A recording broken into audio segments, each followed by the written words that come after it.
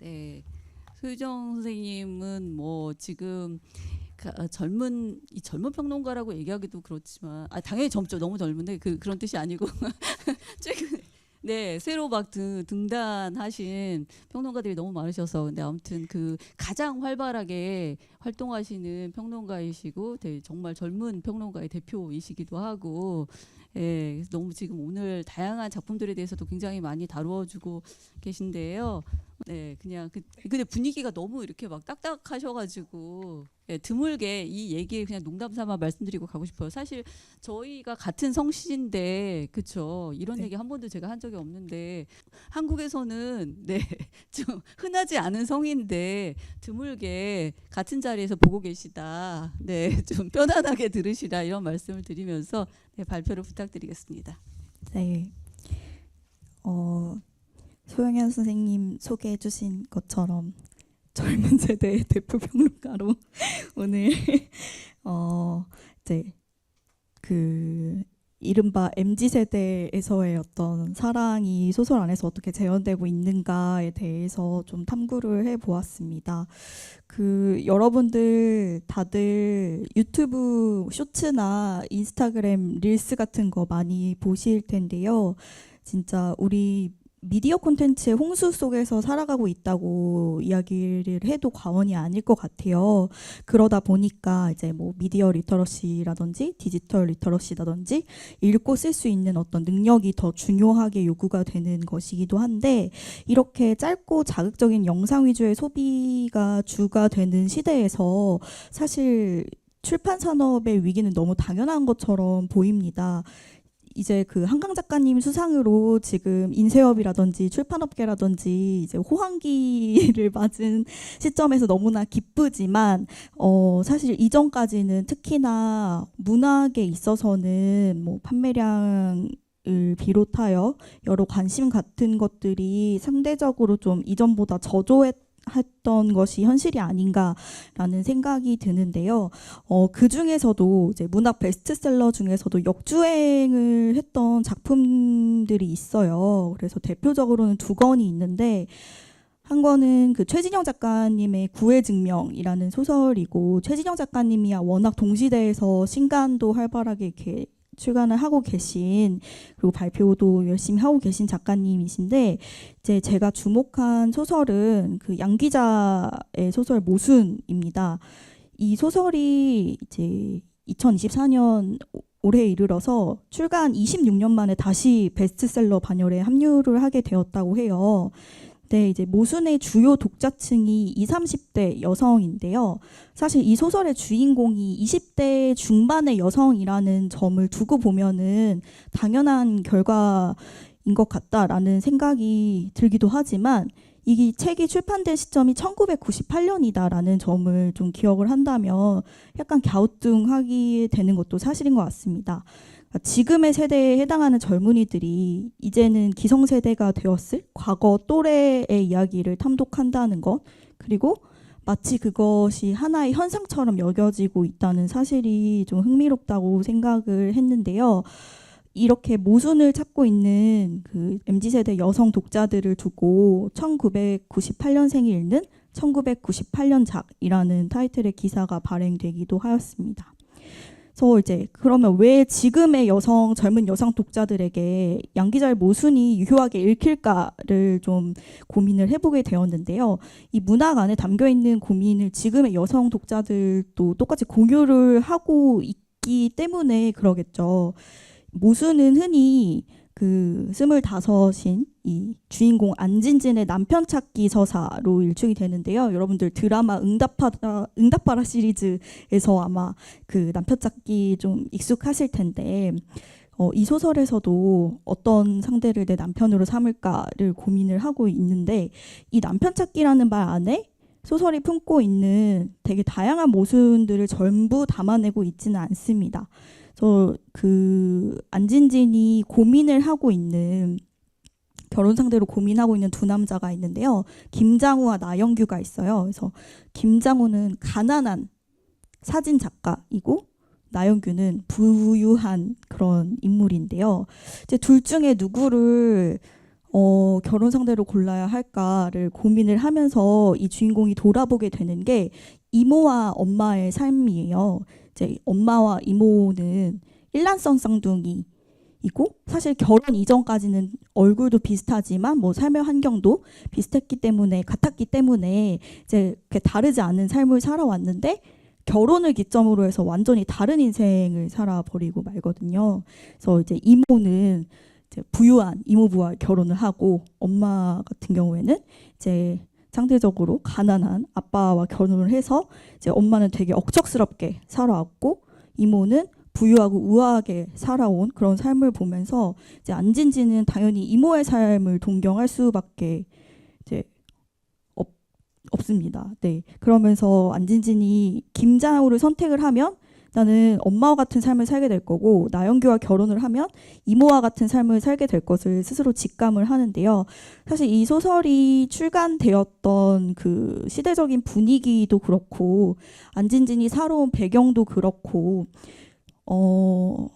나영규 쪽을 택하는 것이 자신에게 조금 더 나은 앞으로의 나은 방향으로 가는 삶일 것이다라는 어떤 그런 생각이 있었을 것인데 이제 거의 소설의 말미에 이르러서 반전? 이 소설의 반전이라고 해야 될지 그 모순의 지점이 드러납니다. 행복하다고만 생각했던 이모가 이제 자살을 하게 되는 그런 어떤 충격적인 비극적인 결말을 맞게 되는 것에서 이모가 자기의 삶을 되게 지리멸렬하다라고 표현하는 그런 부분이 있는데요. 되게 권태로운 삶을 살아왔고 그것을 더 이상 견딜 수 없어서 그만하겠다라고 하고 목숨을 끊는 것이 이렇게 소설의 어떤 반전으로 나타나는 것인데요. 그러면 그렇게 보면 결국 우리의 삶은 누가 더 행복한가를 묻는 것이 아니라 누가 더 불행하지 않은가로 만족을 물을 수 있는 게 아닐까 싶습니다. 그래서 그 이모의 죽음으로 인하여 안진진이 마침내 자신의 남편을 결정을 하게 되는데 이제 이모가 그런 결말을 맞이했으니까 자연스럽게 이제 그래도 자기가 조금이나 사랑을 느꼈던 김장호 쪽을 선택하지 않을까라는 예측을 하게 되는데 그 예측은 보기 좋게 벗어나서 이제 나영규 부유한 나영규를 선택을 하게 됩니다. 그리고 이 나영규를 선택했다는 사실은 이 소설이 주지하고 있는 가장 선명한 모순일 것입니다. 자신의 결정에 대해서 안진지는 내게 없었던 것을 선택한 것이라고 하는 이유를 덧붙이는데요. 이전에도 없었고 김장우와 결혼하면 앞으로도 없을 것이 분명한 그것을 나영규에게서 구하기로 결심했다라고 이야기를 합니다. 그래서 이 선택은 분명히 모순적인데 납득이 가능한 모순이라고 생각을 합니다. 제가 실제로 그 20살의 여학생들에게 물어봤어요. 이러한 이모의 죽음도 목격을 했는데 김장우를 선택할래 나영규를 선택할래 물어봤더니 하나같이 나영규를 선택한다고 이야기를 하는 거예요. 그러니까 이게 전혀 그 학생들한테는 모순이 아닌 거죠. 그러니까 너무 당연한 선택인 거고 이제 왜 그런가를 보면 그 나도 그렇고 나영규도 그렇고 이모와 이모부와 같은 사람이 아니기 때문에 꼭 같은 결말을 답습하리라는 보장이 없고 일어나지 않은 미래를 두려워하면서 포기하는 것보다 내가 여태까지 없었던 것, 가지지 못한 것을 쥐어보는 경험이 이 주인공한테는 더 매력적인 선택지였을 것이다 라는 생각으로 납득을 할 수 있었습니다. 사실 이 소설이 출간했던 당시보다 지금이 훨씬 더 자본이 매력적으로 여겨질 텐데요. 이 소설의 결말에 대해서 의문을 품는 여성 독자는 아마 없을 것이라고 생각을 하고 실제로 학생들한테 그것을 확인을 하기도 했고요. 근데 이제 우리가 여기서 품을 수 있는 어떤 모순적인 지점이 있다면 내게 없었던 것을 자신이 아니라 타인에게 구하고 있고 그것을 결혼을 통한 신분 상승 으로 이제 나타난다는 점이 그럴 것 같습니다. 그래서 이 의문은 자연스럽게 소설의 첫 페이지를 향할 수밖에 없는데 이제 안진진이 어느 날 아침 문득 갑자기 이렇게 눈을 뜨면서 이렇게 살아서는 안 된다. 내 인생에 나의 온 생애를 다 걸어야 한다라고 어떤 결의를 보이거든요. 근데 여기서 이제 내 인생이라고 말하면서도 진짜 자신의 인생, 자기 자신에서 해답을 구하려 하는 것이 아니라 엄마와 이모의 인생을 돌아보고 내가 결혼할 상대 남성에게서 그것을 찾는다는 점이 좀 아이러니한 지점이라고 여겨졌고요. 그리고 이제 이어지는 물음은 제가 이제 오늘 이 발제문의 주제로 삼기도 한 사랑과 연애, 결혼의 일체화에 있습니다. 모순에서 드러나는 사랑과 연애 그리고 결혼은 각각을 구분짓는 차별성이 존재하지 않는 것으로 보이는데요. 어떤 단계적인 스텝이 없이 뭐 그것이 가능하다고는 하나 사랑도 없이 곧바로 결혼으로 이어지는 흐름은 이제 어떤 의문을 남깁니다. 사랑이라는 전제 없이도 할 수 있는 결혼에 대해 곱씹을수록 사랑, 연애, 결혼을 오히려 다르다, 이것들이 다르다는 걸 실감하게 됩니다. 저 이제 지금의 청년 세대가 그리는 이 미래는 어떤 모습일까를 들여다보면서 조금 더 자세히 보려고 합니다. 그 미래를 떠올리면은 지금의 청년 세대는 당연히 불안을 생각할 수밖에 없을 것 같아요. 근데 불안은 불안을 낳는다고 생각을 하고요. 고용 불안, 뭐 주거 불안에서 파생되는 생존에 대한 불안은 한 개인이 타인과 관계를 맺을 때도 비슷하게 작용을 하는 걸로 보고 있습니다. 몰카, 딥페이크, 데이트 폭력 같이 연인 사이에서도 성범죄가 만연한 세상인데 이 세상에서는 사랑을 하는 것도 그리고 그 이후의 단계로 나아가는 것도 만만치 않은 결심이 필요한 일입니다. 일례로 최진영 작가의 디너 코스를 좀 예로 들어보고 있는데요. 이 소설에는 이제 자매가 나와요. 그래서 언니인 오나영은 그 서울 중심의 문화예술을 즐길 수 있는 수도권 거주자의 혜택을 누리면서 1인 가구의 삶에 완벽하게 적응하고 있는 인물인데 이제 내가 여기서 결혼을 한다거나 연애를 한다거나 뭔가를 더 하려면 이제 리스크가 너무 크다. 이제 그런 어떤 불안이 있는 거예요. 그러다 보니까 내가 이 리스크를 감내하느니 차라리 비혼을 선택하겠다라고 이제 경우의 수 없고 예측 가능한 삶을 나는 지향하겠다라는 어떤 모습을 보이는데 이거 전형적인 어떤 M4 세대의 모습이라고 보여지는 것이죠. 근데 이제 이 오나영과 서너 살밖에 차이가 안 나는 동생 오민영이 꿈꾸는 미래는 좀 다른 모습입니다. 이제 비출산을 먼저 선택을 했기 때문에 자연스럽게 비혼을 결정한 언니 오나영과는 달리 오민영의 미래에는 2명의 딸과 고양이 강아지는 있는데 남편은 없어요. 근데 그걸 또 이 인물이 이상하게 생각하지 않거든요.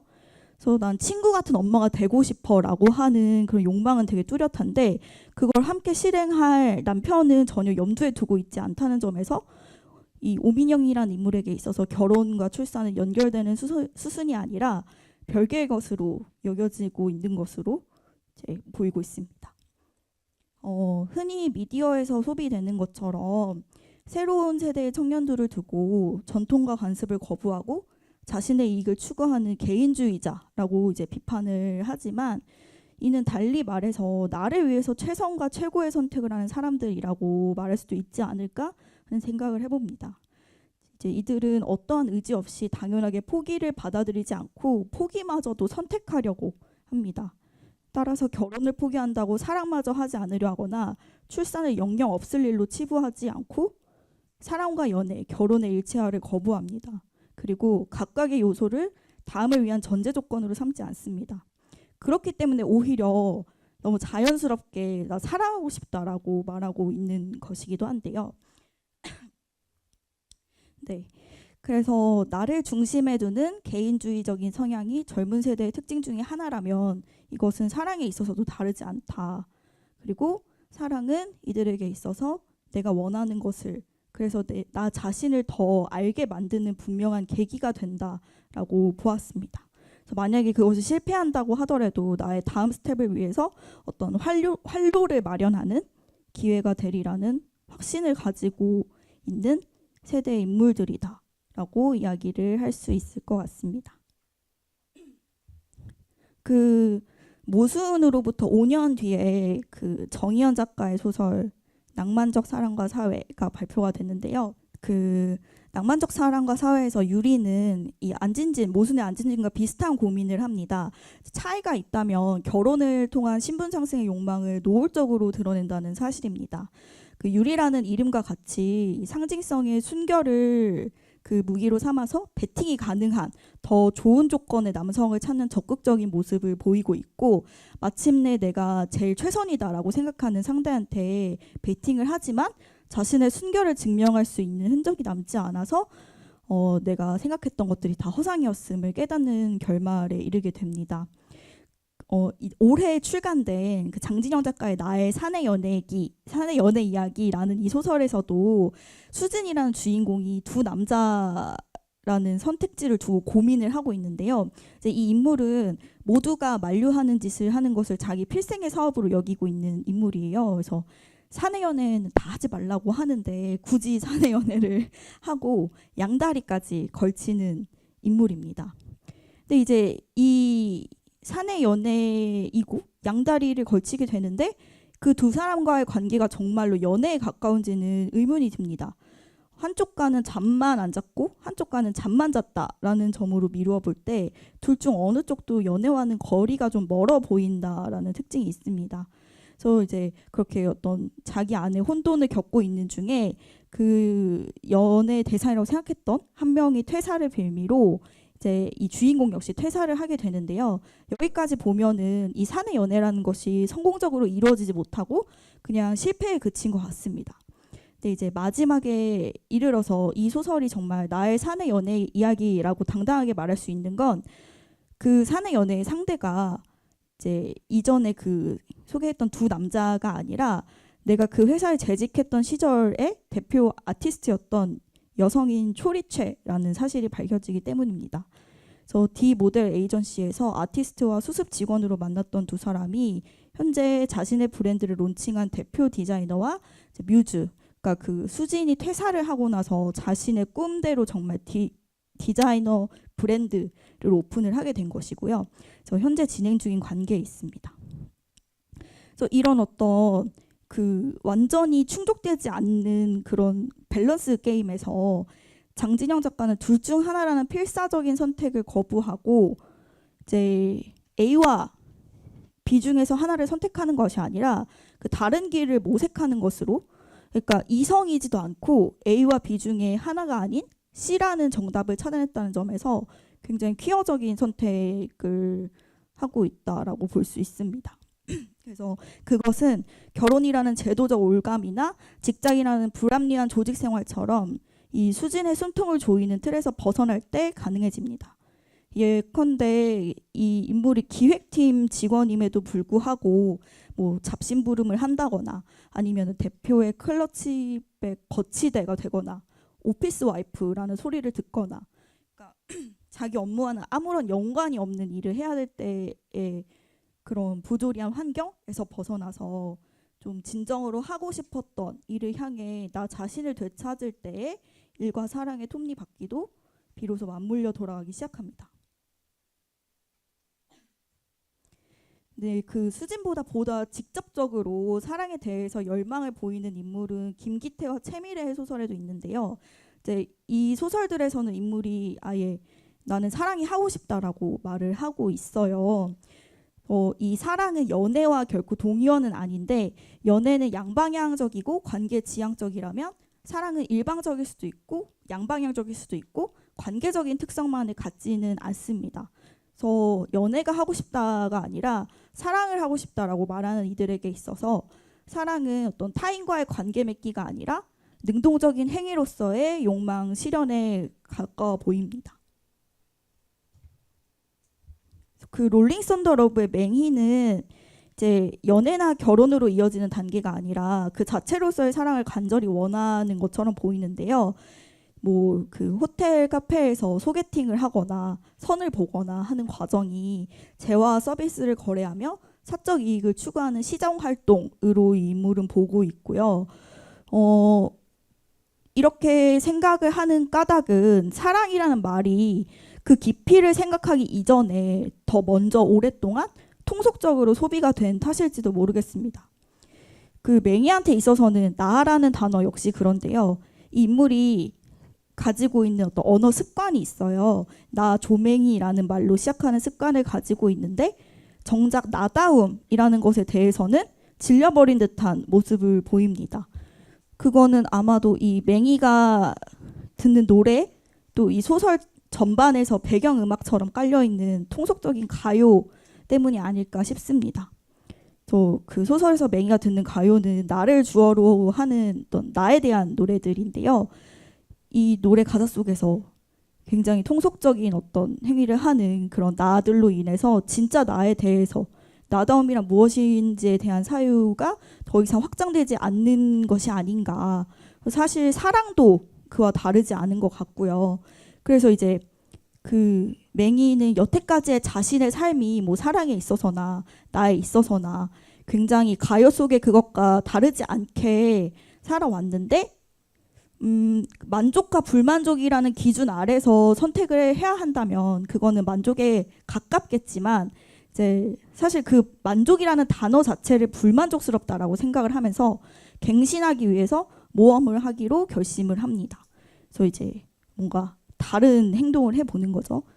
그래서 이제 이 맹이가 연애 프로그램에 출연을 하는데요. 여러분들 잘 알고 계실 나는 솔로를 모티브로 한 연애 프로그램 솔로농장에 출연을 해요. 그래서 사실 근데 이 프로그램 자체가 여기 나와서 어떤 그 짝을 찾고 연애와 결혼을 하고 싶어 하는 그런 출연자들이 모이는 자리이기 때문에 사랑은 그렇게 중요해 보이지가 않고 때문에 사랑이 하고 싶다고 찾아온 맹이의 존재감은 희미할 수밖에 없는 것 같습니다. 그리고 이제 그 맹이에게 처음 붙여진 완두라는 이름도 무슨 맛인지 어떤 특징을 갖고 있는지도 알 수가 없어서 더욱 아리송한 이미지를 남깁니다. 그 합숙이 진행되는 동안 맹이가 사랑을 느낀 건 출연자가 아니라 카메라 너머에서 자기 인터뷰를 진행했던 그 PD인데요. 그 결론적으로 PD한테 고백을 해요. 그래서 그 출연자가 아니라 제작진을 향한 어떤 뻔하지 않은 사랑이 맹이의 나다움으로 이어지는 부분이기도 한 것 같습니다. 그리고 이제 합숙이 끝난 다음에 이 방송이 되는데 당연히 처음 그랬던 것처럼 맹이는 튀지 않은 출연자로 방송이 되는데요. 이제 좀 남다른 반응을 불러일으켰던 건 경쟁 미션에서 혼자 되게 걸음을 뒤집어 쓰고 모두가 꺼려 하는데 걸음을 뒤집어 쓰고 그 데이트권을 따내기 위해서 엄청 노력하는 모습이 시청자 반응으로 봤을 때는 비판, 응원 이렇게 나뉘었지만 어느 한쪽도 유쾌하지 않은 그런 반응이었습니다. 그 TV 속의 자신을 보면서 맹이는 저게 나인가? 아니지 하고 말하면서도 저것도 나인가? 그건 맞지 하고 생각을 합니다. 보이는 모습이 나의 전부는 아닌데 그게 온전히 나인 것처럼 여겨지고 한 장면이 한 사람의 모든 진심을 지금까지의 삶을 매도하는 그런 악성 댓글도 역시 지금 세대의 한 부분을 보여주고 있는 것 같습니다. 이후에 맹이는 어떤 되게 통속적일 수밖에 없는 시시한 모험과 같은 사랑을 하기도 하는데요. 그 모험 이후의 삶마저 이전과 같다고는 말할 수 없을 것 같아요. 그 이후에 맹이는 평범한 일상 속에서 어떤 반짝이는 순간들을 맞이할 때마다 이전과 다른 마음을 느끼곤 하는데 그게 이제 내가 그토록 궁금해했던 사랑이라는 거를 아는 것 같습니다. 그렇기 때문에 다시 습관처럼 나 조맹이로 시작하는 문장에서 이제 망설임이 없이 자기소개를 할 수 있는 나다움이라는 것이 무엇인지를 말할 수 있는 인물이 되었고 그것을 사랑이라는 모험을 통해서 깨닫게 되는 것이 아니었나 싶습니다. 그 마지막으로 살펴볼 소설은 최미래의 돼지목의 사랑인데요. 이 소설에서 미진이라는 인물도 마찬가지로 이제 사랑을 하고 싶어 하는데 사랑 앞에서 자기 자신을 의심할 수밖에 없습니다. 왜냐하면은 이 미진의 몸에 달려있는 꼬리 때문입니다. 그 약간 쥐 꼬리처럼 이렇게 부드러운 어떤 그냥 큰 걸리적거리거나 뭐 평소에는 그런 걸림돌이 되지 않지만 연애에 있어서는 언제나 걸림돌이었고 앞으로 사랑에 있어서도 자신할 수 없는 중요한 이유였습니다. 이게 꼬리가 당연히 미진한테는 연애에서 그랬기 때문에 신체적인 결함이 될 수밖에 없는데요. 그러니까 꼭 미진한테는 꼬리겠지만 우리가 각자 생각하는 각자의 결함들 이런 것들로 그 꼬리를 치환을 해본다면 조금 더 이해하기가 쉬워지지 않을까 싶습니다. 그 사랑에 있어서 몇 번의 실패로 인해서 미진에게 꼬리는 더 이상 그냥 달린 거로 치부하기엔 어려운 타인의 시선에 따라 의미화된 이상한 거가 됩니다. 그래서 이후부터는 연애만이 아니라 직장에서 어려움이 있을 때도 원인을 다 꼬리가 달린 탓으로 여기고 심지어는 진화가 덜 되었다는 흔적으로 이해를 하면서 자기 자신을 굉장히 미숙한 사람으로 몰아가기 시작을 합니다. 모든 일에 있어서 방해만 될 뿐 조금의 기능도 하지 못하는 이 꼬리는 옛날 속담처럼 돼지목의 진주 목걸이이거나 아니면 고양이에게 금화처럼 가치가 없는 존재인 것만 같은데요. 근데 그러던 중에 미진이 꼬리에 대해서 다른 생각을 하게 된 거는 전 애인인 윤성이 들려준 이야기 때문이었어요. 그래서 이 윤성이 들려준 그 포켓몬스터에 등장하는 그 어떤 고양이의 이야기로 자기가 여태까지 생각하지 못했던 그런 다른 의미로 꼬리를 받아들일 수 있게 되고요. 그리고 이제 이 인물이 안 해본 것을 또 하게 되는데 풋살을 시작을 해요. 그래서 풋살을 시작한 첫날에 되게 안정적인 균형감을 가졌다라는 칭찬과 함께 마치 다리가 3개에 달린 것 같아라는 소리를 듣는데 이제 그때 그동안 내가 쓸모없다라고 여겼던 꼬리가 의식하지 못하는 사이에 나한테 굉장히 큰 지지가 되었구나라는 것을 알게 됩니다. 그리고 이 자신의 일부를 언제나 부정해왔던 사람에게 있어서 그것의 수용은 나에 대한 이해로 이어집니다. 가령 사랑의 실패나 이별의 원인은 꼬리가 아니라 그것에 몰두해 있는 사이 상대를 외롭게 만들었던 나에 있다는 것을, 그렇다면 없어야 할 것 때문에 맞이한 별난 이별이 아니라 보통의 이별을 한 것이라는 것을 이제 이 인물은 알게 되고요. 그렇기 때문에 자기 자신마저도 이해하고 사랑할 수 있게 됩니다. 그래서 이제 밑에는 어떤 정리를 하는 말인데요. 그 사랑이 곧 연애와 결혼의 동의어로 여겨지거나 그것의 필수 전제가 되었던 시대를 지나서 지금의 사랑은 나를 주체로 해서 나에게로 환원되는 능동적인 행위로 보다 넓은 의미를 갖는 것으로 보입니다. 그래서 약속된 관계를 지향하는 연애나 결혼의 형태가 아니더라도 인물들에게 좀 더 나은 방향으로 이끄는 기회가 된다라고 이제 생각을 했고요. 그래서 뭐 사랑하고 싶다라고 라고 이야기하는 이 문장에 담겨 있는 다양한 의미를 헤아려 본다면 좀 더 이 시대와 세대를 감각할 수 있는 이제 주요 키워드가 되지 않을까라는 생각을 해보았습니다. 이상으로 발표 마치겠습니다. 네, 감사합니다. 발표 잘 들었습니다. 네, 제가 그럼 정리하고 간단하게만 그냥 정리하면 될 것 같은데요. 지금 앞서서 그 비혼의 중년 여성에 대해서 이제 발표에 이어서 그 지금 젊은 여성들 2030 세대가 어떤 선택을 하고 있는가에 대해서 소설이 포착한 지점에 대해서 이제 짚어주셨는데요. 그 양귀자의 못은 뭐 다 아시다시피 지금 한국에서 굉장히 많이 판매가 많이 되고 있고 굉장히 인기를 끌고 있는데 이게 이제 90년대 출간된 소설이고 그래서 이거에 대한 논의가 필요하다고 생각했는데 그 양귀자의 못은 작품으로부터 해서 그 이후에 지금 최미래의 소설 돼지목의 사랑 이야기까지 쭉 연결을 해서 사랑에 대한 어떤 입장 변화, 세대 차이 이런 것들을 짚어주고 사랑이라는 키워드로 문학이 포착한 시대를 어떻게 읽어낼 것인가에 대해서 좀 살펴봐 주신 것 같고요. 그리고 이제 중간에 되게 흥미롭게도 다들 아시겠지만 사실 뭐 이거 수업 시간에 읽으신 분들도 계실 텐데요. 뭐 조맹이 같은 경우에 그래서 연애하고 싶다는 말은 한마디도 하지 않는데 난 사랑하고 싶다 이런 얘기를 계속 반복해서 하는 거 사실 굉장히 인상적인 건데 이게 이제 어떻게 생각하면 되게 세대적인 감각일 수도 있다 이런 얘기를 선생님이 해주셨는데 되게 재미있고 정확한 지적이라고 생각이 들고요. 그리고 예. 네. 아니 그리고 그 뭐 결정적으로는 이런 것 같아요. 사랑 그 뭐 한국에서 낭만적인 사랑이라고 하는 것을 언급하기 시작한 것이 한 100년이 좀 넘었다고 할 수 있을 것 같은데요. 사랑이라는 말 자체가 한국에 없었었던 거니까. 근데 이제 그 이후에 사랑, 연애, 결혼, 출산 이거는 어떻게 생각하면 이제 연결고리처럼 이어져 있는 건데 이거가 지금은 이거 모든 걸 다 거부하는 건 아니지만 요게 그거 자체로 잘라져서 그거 자체로 선택 가능한 이건 선택하고 이건 선택하지 않고 이런 식의 취사 선택 가능한 어떤 선택지처럼 지금 제시되고 있다 이렇게 말씀하시는 것 같은데 이것도 이제 굉장히 재미있는 분석이라는 생각이 듭니다. 그래서 이 세 분 발표를 한꺼번에 한 자리에 놓고 시대와 세대의 변화에 대해서 함께 논의하는 시간을 토론 시간에 가지면 될 것 같고요. 지금